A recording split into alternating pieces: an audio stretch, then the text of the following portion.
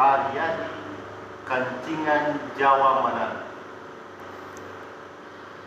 Saat ini kita akan membahas mengenai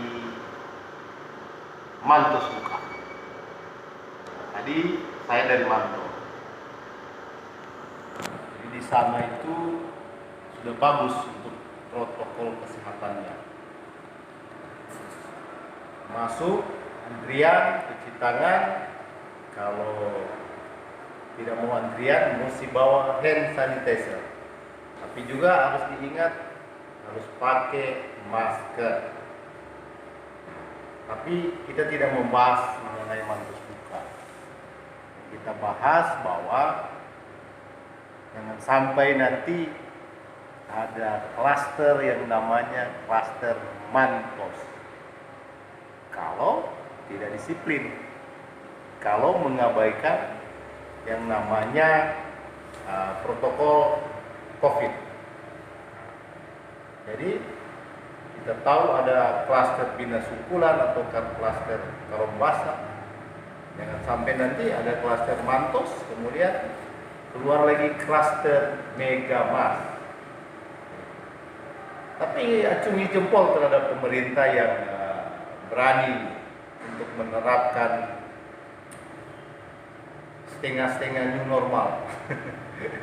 Itu supaya pergerakan ekonomi masyarakat kembali bergairah. Nah, jangan sampai ekonomi bergairah, COVID juga terus naik grafiknya. Berarti kalau dia terus naik grafiknya, yang ada adalah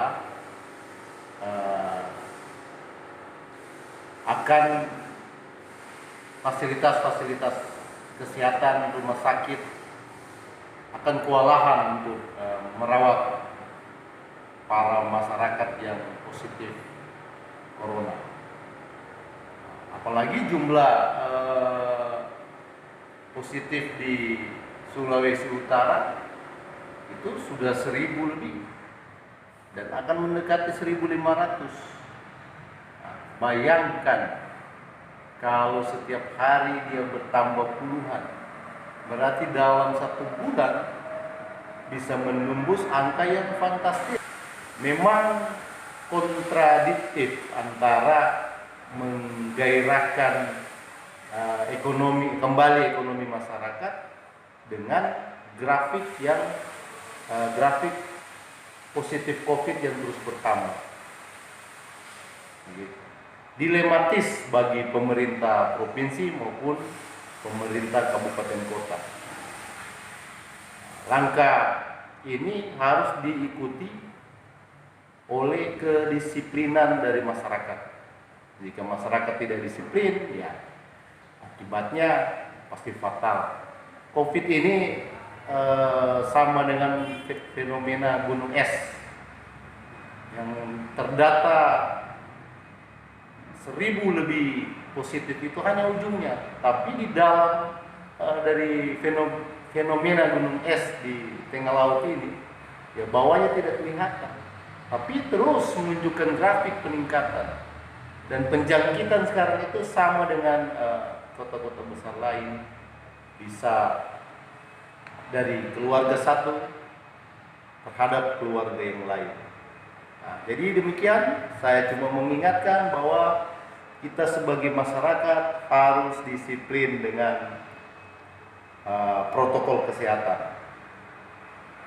Kita acungi langkah bijak yang diambil oleh pemerintah, tetapi kita juga harus mendukung segala program pemerintah untuk menanggulangi mengenai COVID ini. Bye.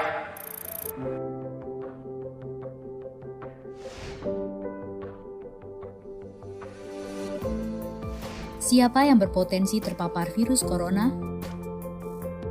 Orang yang memiliki riwayat perjalanan 14 hari yang lalu ke negara dengan transmisi lokal COVID-19 atau merasa pernah kontak dengan pasien terkonfirmasi positif COVID-19. Apa yang perlu dilakukan jika memenuhi 2 kondisi tersebut? Bila Anda merasa sehat, maka dianjurkan untuk melakukan karantina diri di rumah selama 14 hari sambil memonitor kondisi tubuh. Bila Anda merasa tidak sehat atau timbul gejala, segera lapor ke petugas kesehatan atau hubungi Hotline Center Corona untuk mendapatkan rujukan pemeriksaan ke fasilitas layanan kesehatan. Gejala apa yang perlu diperhatikan? Demam melebihi 38 derajat Celcius, batuk atau pilek, sakit tenggorokan, sesak atau gangguan pernafasan. Apakah perlu langsung datang ke layanan kesehatan? Apabila gejalanya ringan, utamakan menghubungi Hotline Center Corona atau rumah sakit rujukan terdekat untuk mendapatkan informasi mengenai langkah selanjutnya. Sambil mencari informasi, ini yang perlu dilakukan. Tetap hindari keluar dari rumah, istirahat yang cukup, banyak minum air putih dan makan makanan bergizi, mempraktekkan kebiasaan bersih seperti cuci tangan, dan membersihkan area-area yang tersentuh permukaan tangan. Gunakan masker agar percikan dari batuk atau bersin tidak mengenai orang lain, bahkan di dalam rumah sekalipun. Kapan harus mencari bantuan medis tambahan? Bila gejala yang dirasakan cukup parah, misalnya sesak nafas berat, atau apabila Anda dalam klasifikasi kelompok rentan karena berusia lebih dari 60 tahun, memiliki penyakit kronis seperti diabetes, hipertensi, gangguan imun, ada riwayat sakit pernafasan, dan lainnya. Apa yang perlu dilakukan bila gejala berlanjut dan harus ke fasilitas kesehatan? Gunakan masker saat keluar rumah. Praktekkan etika batuk dan bersin yang benar dengan menutup dengan siku atau tisu. Hindari menggunakan transportasi publik. Bagaimana tahapan screening pasien di fasilitas pelayanan kesehatan? Sebelum memberikan perawatan, tenaga kesehatan di fasilitas layanan kesehatan akan melakukan screening. Jika tidak memenuhi kriteria pasien dalam pengawasan atau PDP COVID-19, maka akan dirawat inap atau rawat jalan, tergantung diagnosa dan keputusan dokter. Jika memenuhi kriteria pasien dalam pengawasan COVID-19, maka akan dirujuk ke salah satu rumah sakit rujukan, didampingi oleh tenaga kesehatan yang menggunakan alat pelindung diri atau APD. Di rumah sakit rujukan, spesimen pasien diambil untuk pemeriksaan lab dan pasien akan ditempatkan di ruang isolasi. Spesimen dikirim ke Badan Penelitian dan Pengembangan Kesehatan atau Balitbangkes di Jakarta. Hasil pemeriksaan pertama akan keluar dalam 24 jam.